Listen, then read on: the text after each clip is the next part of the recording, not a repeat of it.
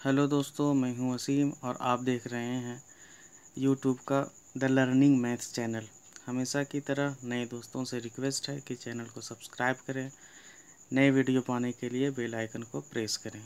आज हम लोग पढ़ने जा रहे हैं झारखंड के धरातलीय स्वरूप। सबसे पहले डायग्राम को समझते हैं।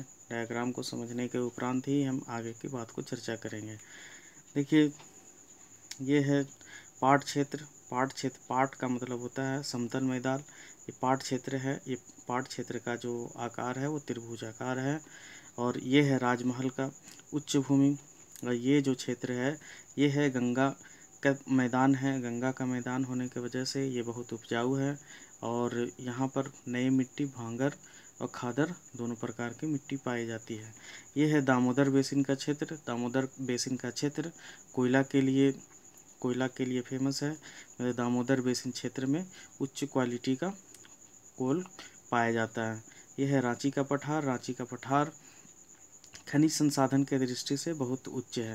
ये चायबासा का मैदान है। ये चायबासा का समतल मैदान है। इसी क्षेत्र में ये पाया जाता है। जमशेदपुर और उत्तरी सिंहभूम और दक्षिणी सिंहभूम का क्षेत्र पाया जाता है। यह पंच परगना मैदान का क्षेत्र है। ये पुरहाट दलमा श्रेणी है। दलमा जंगल के लिए मशहूर है। और ये ढाल भूमि का मैदान है। आगे हम लोग देखते हैं, ये है निचला हजारीबाग, जो उत्तर से सटा हुआ है, बिहार से सटा हुआ जो हिस्सा है इसको निचला हजारीबाग के नाम से जानते हैं। और उसके नीचे जो है वो है ऊपरी हजारीबाग क्षेत्र। इसको आप मतलब गड़बड़ नहीं करेंगे, गलती नहीं करेंगे, क्योंकि जो ऊपर में है वो है निचला हजारीबाग पठार और जो नीचे है वो है ऊपरी हजारीबाग पठार। आगे इसका विस्तार से अब हम लोग पढ़ेंगे। झारखंड के धरातलीय स्वरूप को जो है ना सामान्यतः 4 भागों में बांटा गया है। मतलब इसको 4 भाग में बांटा गया है। एक है कि पाठ क्षेत्र, मतलब पाठ क्षेत्र, ये क्षेत्र जो है ये पाठ क्षेत्र के नाम से जाना जाता है। फिर है ऊपरी हजारीबाग पठार और निचली हजारीबाग पठार। तो ये ऊपरी निचली ये हो जा रहा है। उसके बाद फिर है ये हमारा है रांची का पठार। तो रांची का पठार ये हो गया। और निचली नदी घाटी के मैदान, तो निचली नदी घाटी का मैदान ये इधर का इलाका जो है सो ये हो जाता है। अब हम लोग एक एक करके पढ़ते हैं। देखिए, पाठ क्षेत्र जो है ना, पाठ क्षेत्र को पश्चिमी पठार के नाम से भी जाना जाता है, क्योंकि ये पश्चिम क्षेत्र में पाया जाता है। वो जो इलाका है वो पश्चिम क्षेत्र में पाया जाता है। तो पश्चिम क्षेत्र में पाए जाने की वजह से पाठ क्षेत्र को यहाँ ध्यान से थोड़ा सा देखेंगे कि ये जो क्षेत्र है पश्चिम क्षेत्र में पाए जाने की वजह से इसको पश्चिमी पठार के नाम से भी जाना जाता है। आगे है, यह झारखंड का सबसे ऊंचा भूभाग है। पाठ क्षेत्र जो है, पाठ क्षेत्र में ही झारखंड का सबसे ऊंचा भूभाग है। लेकिन एक एक्सेप्शन है कि पारसनाथ पहाड़ी को छोड़कर। हम लोग जानते हैं कि पारसनाथ पहाड़ी जो झारखंड के गिरिडीह जिला में है, जिसकी ऊंचाई 1365 मीटर है, वो झारखंड की सबसे ऊंची चोटी है। लेकिन यहाँ की बात की जा रही है ऊंचे भूभाग की, संपूर्ण भूभाग की। तो पाठ क्षेत्र सबसे ऊंचे भूभाग है। इसका विस्तार जो है ना लातेहार में है, लोहरदगा है, गुमला जिले में पाया जाता है। तो पाठ क्षेत्र का जो क्षेत्र है वो लातेहार, लोहरदगा, गुमला जिले तक पाया जाता है। पाठ का शाब्दिक अर्थ होता है समतल जमीन। पाठ का जो शाब्दिक अर्थ होता है वो होता है समतल जमीन। समतल जमीन मतलब बराबर जमीन। पाठ क्षेत्र के ऊपरी भाग को टाँड़ और निचले भाग को दोन कहते हैं। ऊपर वाला जो भाग होगा, पहाड़ी भाग होगा, उसको टाँड़ बोलेंगे और निचले जो पहाड़ी के जो नीचे का हिस्सा जो होगा उसको दोन बोलेंगे। फिर है कि पाठ क्षेत्र का औसत ऊंचाई 900 मीटर है। पाठ क्षेत्र की औसत ऊंचाई 900 मीटर है। ये बहुत ऊंचा है। 900 मीटर मतलब 1 किलोमीटर के करीब है। इस क्षेत्र के ऊंचे पाठ निम्न है। इसमें से 3 पाठ बहुत महत्वपूर्ण है। इसमें है नेतरहाट पाठ, जिसकी ऊंचाई 1180 मीटर है। ये सबसे ऊंचा पाठ है। ये ऐसा नहीं है कि ये चोटी है, ये पाठ है। मतलब यहाँ जाने के लिए भी बहुत कष्टदायक है, यहाँ जाना भी बहुत मुश्किल है। ये पूरा का पूरा एक मैदान है। पाठ का मतलब है ना समतल मैदान, तो बहुत बड़ा मैदान है जिसके समुद्र तल से उसका जो ऊंचाई है 1180 मीटर है। दूसरा है गणेशपुर पाठ, ये है 1171 मीटर। और तीसरा है जमीर पाठ, ये है 1142 मीटर। तो ये झारखंड के ऊंचे क्षेत्रों में शुमार किए जाते हैं, गिने जाते हैं। आगे चलते हैं। आगे है रांची का पठार। तो रांची का पठार जो है ना, तो रांची का पठार तो अभी हम लोग डायग्राम में देखे थे, यह झारखंड के सबसे बड़ा पठारी भाग है। झारखंड का सबसे बड़ा पठारी भाग है। फिर क्या है कि इस क्षेत्र की औसत ऊंचाई जो है वो 600 मीटर है। और अभी हम लोगों ने देखा कि पाट क्षेत्र का जो औसत ऊंचाई था वो 900 मीटर था। मतलब उससे एक 2/3 ये बचता है, 600 मीटर है।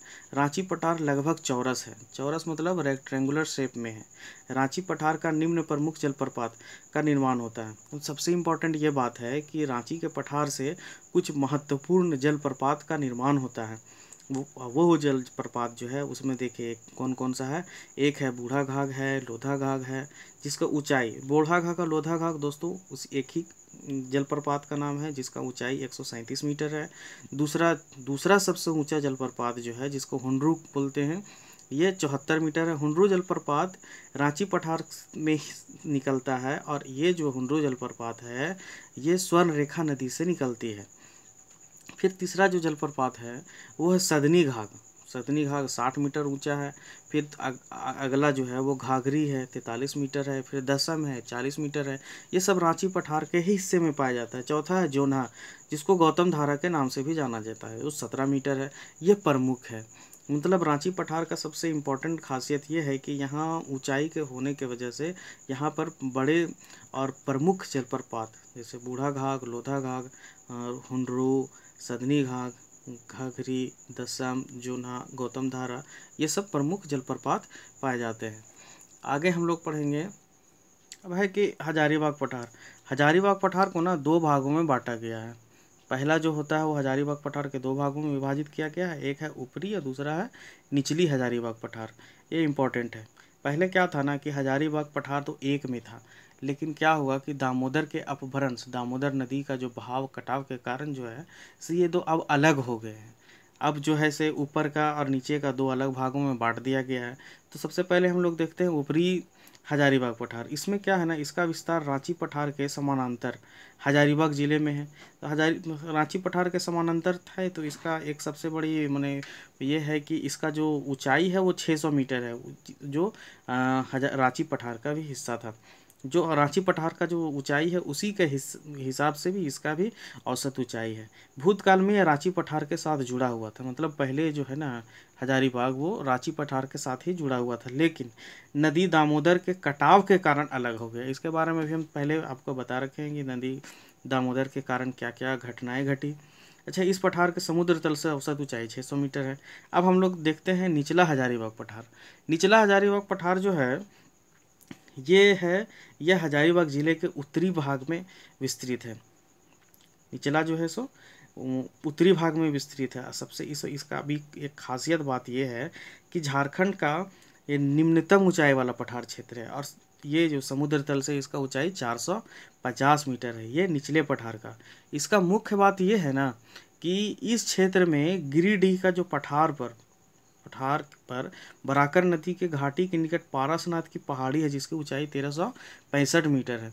मतलब देखिए समझने वाली बात है कि निचली हजारीबाग पठार जिसका औसत ऊंचाई 450 मीटर है, लेकिन झारखंड के सबसे ऊंची चोटी जिसका नाम है पारसनाथ, जिसकी ऊंचाई 1365 मीटर है, ये हजारीबाग के निचली पठार में पाया जाता है। ये बहुत इंपॉर्टेंट है, एग्जाम के दृष्टि से भी महत्वपूर्ण है।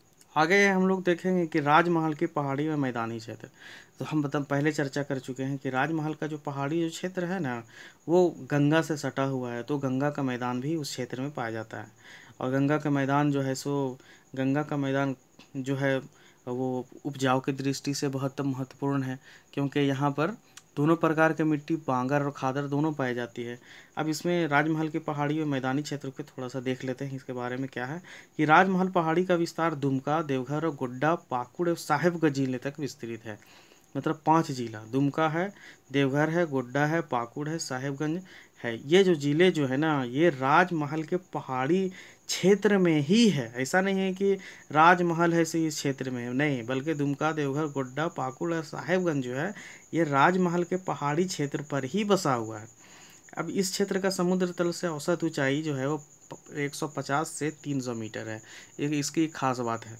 फिर है इस क्षेत्र में चाईबासा का मैदानी क्षेत्र आता है। फिर है कि राजमहल क्षेत्र 2000 वर्ग किलोमीटर तक विस्तृत है। तो दोस्तों आज के लिए इतना ही। धरातलीय स्वरूप झारखंड का जो चैप्टर है उसमें मोस्टली हमने जितना इम्पोर्टेंट पॉइंट था उसको कवर कर चुके हैं, और अब इससे संबंधित क्वेश्चन और पीडीएफ जो है उसको साथ में अपलोड कर दिया जाएगा। आप डिस्क्रिप्शन से में देखकर आप उसको डाउनलोड कर सकते हैं। नए दोस्तों से रिक्वेस्ट है कि चैनल को सब्सक्राइब करें, अपने दोस्तों के बीच शेयर करें। आपका दिन शुभ हो।